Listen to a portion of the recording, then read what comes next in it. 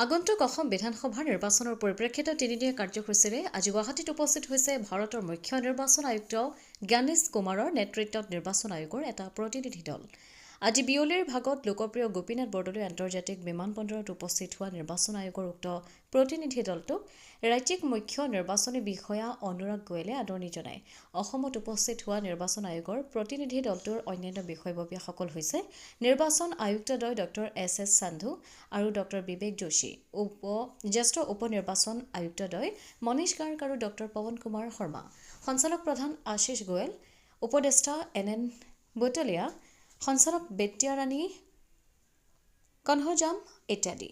দেশৰ নিৰ্বাচন আয়োগৰ উচ্চপদস্থ বিষয়াৰ দলটোৱে আগন্তুক অসম বিধানসভা সাধাৰণ নিৰ্বাচন 2024 সন্দৰ্ভত বিভিন্ন কাৰ্যসূচী তথা বৈঠকত অংশগ্ৰহণ কৰিব।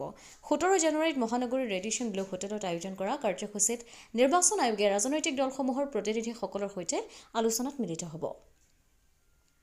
তেনেদৰে 18 ফেব্ৰুৱাৰীত আয়োগৰ বিষয়ববীয়াসকলে উক্ত হোটেলতে ৰাজ্যৰ মুখ্য সচিব আৰু আৰক্ষী সঞ্চালক প্ৰধানৰ লগতে এনফৰ্চমেণ্ট এজেন্সিৰ নোডেল তথা প্ৰধান বিষয়া, মুখ্য কাৰ্যবাহী বিষয়া, test police nodal officer, CAPF nodal বিষয়া তথা সংশ্লিষ্ট বিভাগৰ জ্যেষ্ঠ বিষয়াসকলৰ সৈতে আলোচনাত মিলিত হ'ব।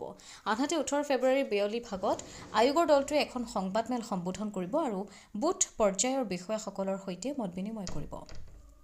ব্যুৰ' ৰিপৰ্ট, অমৃত নিউজ 24/7।